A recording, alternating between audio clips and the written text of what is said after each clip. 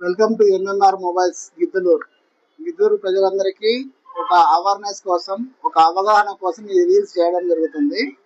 ఇది MMR mobiles Giddalur.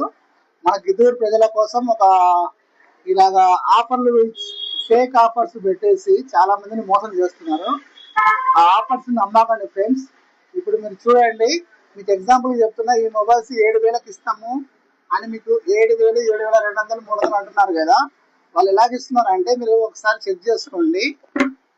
ఇలాంటి పగిలిపోయిన మొబైల్స్ ఇదే మోడల్లో ఉంటాయి.